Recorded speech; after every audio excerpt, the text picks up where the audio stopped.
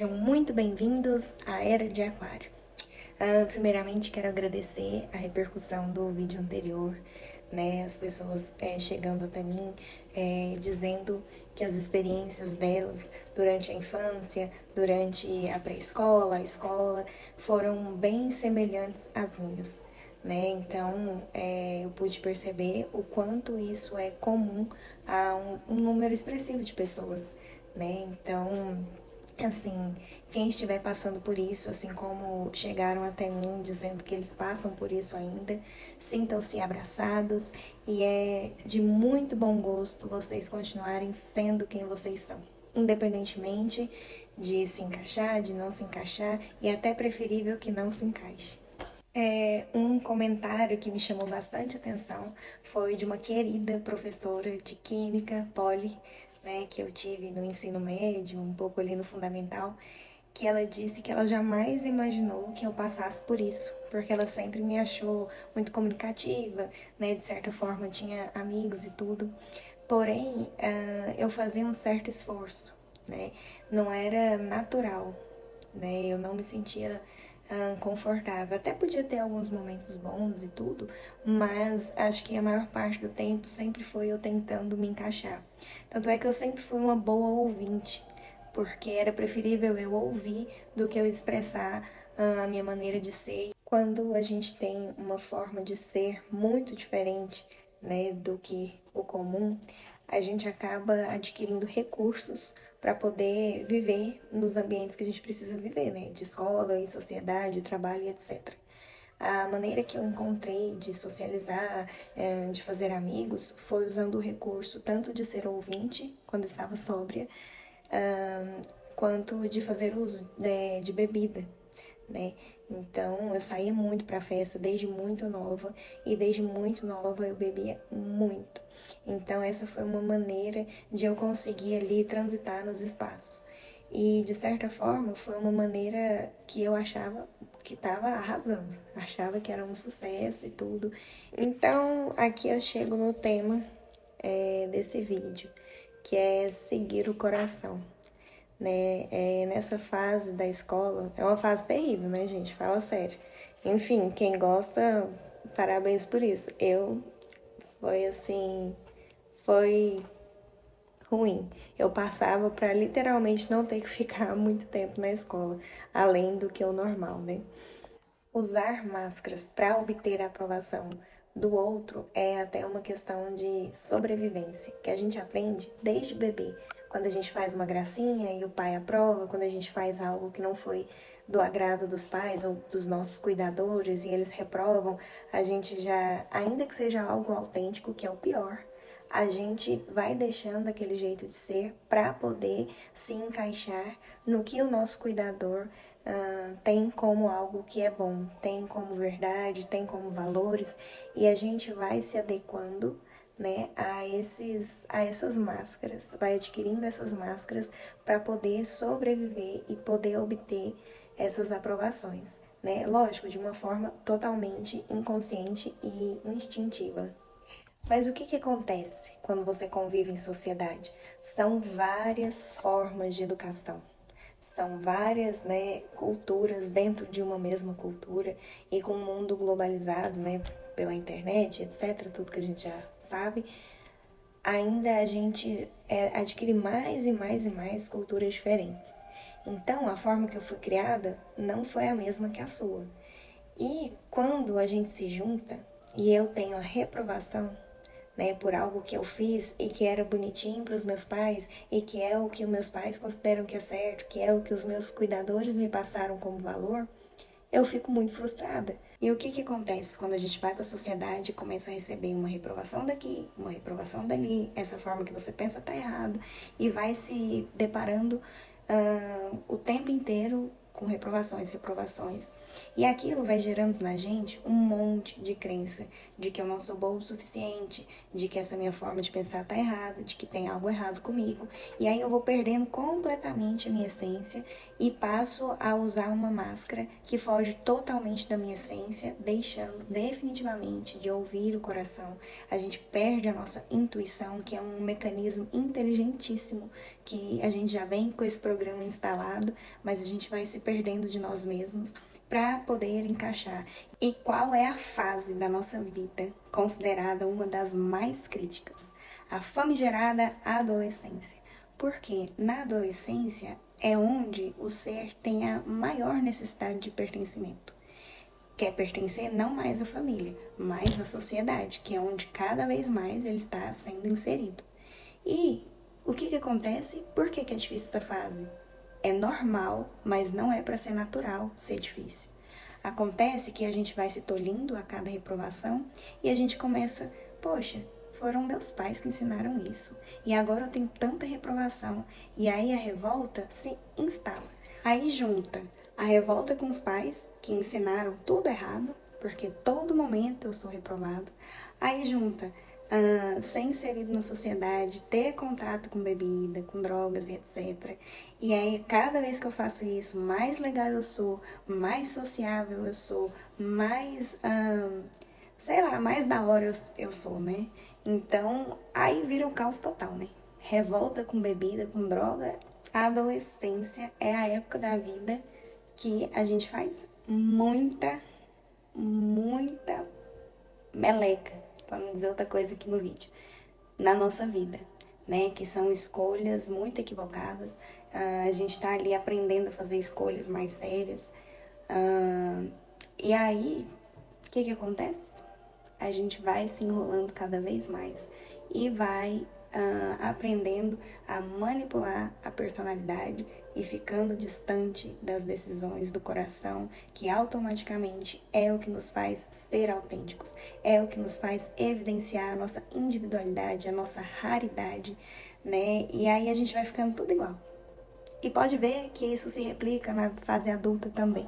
Vai lá, põe o rostinho tudo igual, vai lá, põe uma boquinha, põe não sei o que, põe lente de contato. Há algum problema com isso? Não, porque tem vários profissionais que respeitam as características naturais da pessoa. Eu, inclusive, assim que possível, irei fazer também. Mas a gente está vendo os mesmos rostos, os mesmos corpos, as mesmas maneiras de vestir, as mesmas formas de se comunicar. E quando alguém diz não para toda essa coisa igual, então fica assim, meu Deus, essa pessoa é muito diferente. Isso causa estranheza e, consequentemente, a gente vai sendo excluído, muitas das vezes propositalmente, né? E aí, ainda na necessidade de pertencimento e de aprovações, a gente vai moldando as nossas escolhas, ficando em empregos que a gente não gosta, em relacionamentos falidos, com amizades que a gente já não ressoa mais, com músicas que a gente já não quer ouvir mais, lugares e etc. Porque, nossa, eu fiz isso a vida inteira, como que eu vou mudar agora? Nossa, eu fiz faculdade, eu investi nessa profissão, é loucura eu nessa altura do campeonato mudar.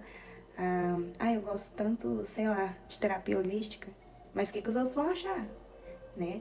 Não, eu não posso fazer isso. É normal eu estar aqui nesse concurso que eu não gosto, num relacionamento que já não vira mais.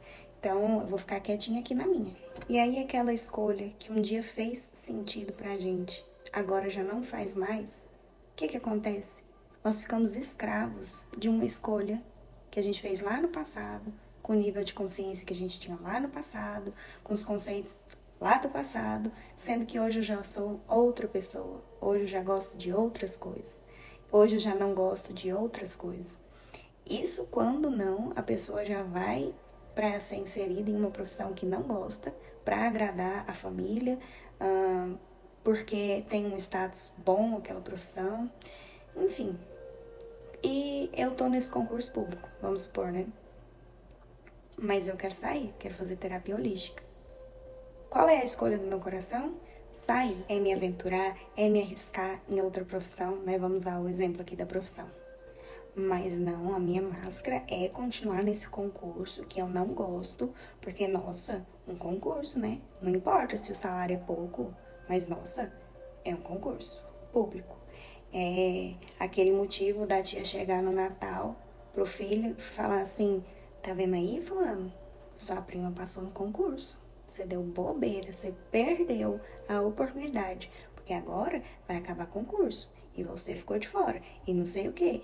O que acontece com aquele primo? Ele tá sendo reprovadíssimo. E aí, se ele não tiver a malícia, né, entre aspas, de não dar atenção para essa reprovação, se aquele primo não está muito bem conectado com a essência dele, né, ouvindo uma reprovação que vem de um personagem muito importante na nossa vida, que é a mãe, aqui no caso do exemplo, né, ele vai acabar o quê? Com a autoestima lá embaixo. Né?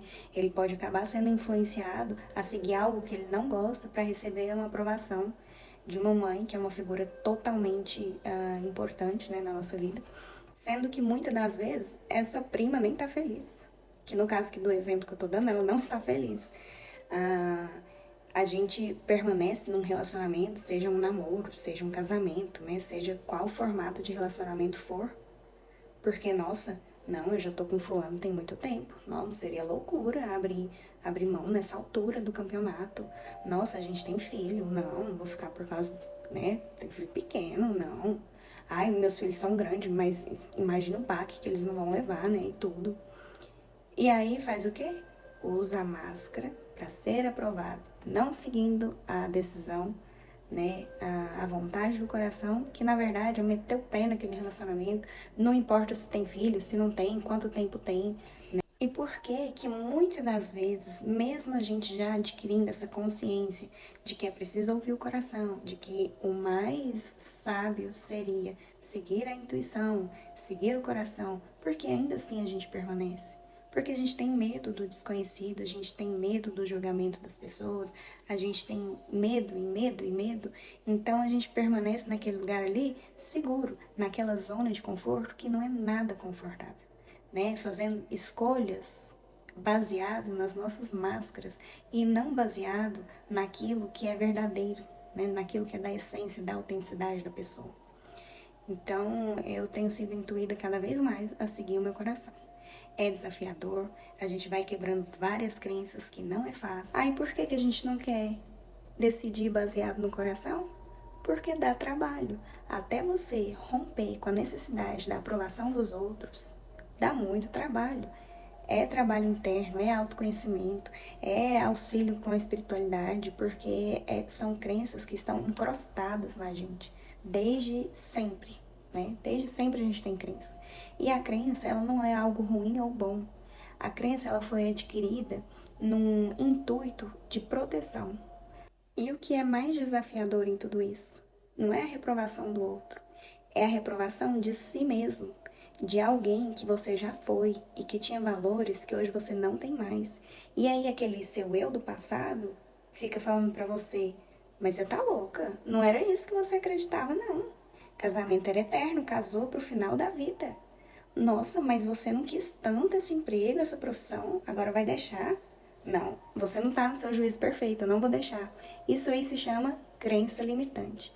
E crença não acaba. Então a gente tem que substituir a crença limitante por uma crença possibilitadora. Isso não é fácil e não é gostosinho. Eu tenho que ser realista, entendeu? Não adianta eu chegar aqui, ai, siga o coração, blá blá blá, é super bom. Aí cada dia que passa aparece uma novidade do meu eu novo. Aí meu eu antigo, não, pelo amor de Deus, não me passa essa vergonha. Mas tipo assim, a gente precisa romper com o eu antigo, senão não faria sentido todos os dias a gente aprender, ter novas escolhas. Outra coisa que acontece é a gente não querer contrariar uma coisa que a gente já falou. Ai, por exemplo, nossa, fulano fuma. Dali a pouco passou um tempo, tô eu lá fumando. Então, assim, a gente fica até com vergonha de comprometer o que a gente falou, a nossa verdade. Nossa verdade pode ser atualizada o tempo inteiro. Inclusive, isso é até saudável, porque não é possível que você vai nascer pensando uma coisa e vai morrer pensando a mesma coisa. Então, não serviu de nada. Aí a gente vai numa festa, né, de família, principalmente. Nossa, você viu? Fulana separou. Meu Deus, eu na situação dela jamais separaria. Não, porque quando eu casar é pro resto da vida. Não tem isso. Comigo não. Vai lá e casa, dali a pouco separa. Isso é tão vergonhoso, assim, não é que é vergonhoso, mas a pessoa considera vergonhoso porque ela condenou isso. E agora a nova escolha dela é se separar, de repente numa situação muito pior daquela que ela estava julgando, né? Então, assim, nossa, é normal a gente mudar de opinião, sabe? Isso aí deveria ser encarado de maneira natural e até boa, né, na verdade. Bom, enfim, esse é um assunto infinito, né? Então, para o vídeo não ficar muito longo, é só para dizer, no final das contas, que vale muito a pena seguir o coração, ainda que dê muito trabalho. Eu acho que no primeiro momento, né, que você está se conhecendo e deixando a necessidade tão forte de pertencimento, de aprovação e etc., é um momento mais desafiador, mas é libertador quando você decide romper com as crenças limitantes, com o que os outros vão pensar, com o que você do passado acharia dessa decisão do seu eu atual e uma pancada de coisas. E ouvir aquela vozinha fininha do coração. Você gosta disso, vai lá e faz. E deixar aquela que tá falando aqui, não, não faz. É libertador fazer o que a gente ama.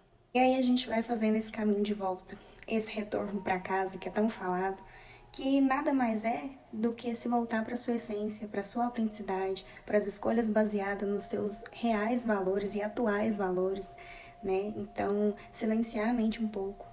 E ainda que pareça uma decisão muito maluca, se aquela vozinha, porque geralmente a voz do coração ela não é estridente igual da mente. É uma coisa assim, faz. Ai, você não gosta mais? Sai.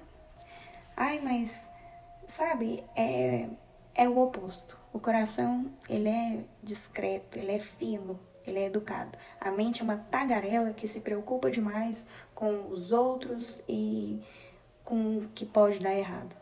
E aí é o passo de que a mente diz, nossa, e se der errado? O coração diz, e se der certo? Então, é isso, meus amores. Espero que vocês tenham gostado. Curtam, comentem, se inscrevam no canal. E é isso. Beijo, beijo.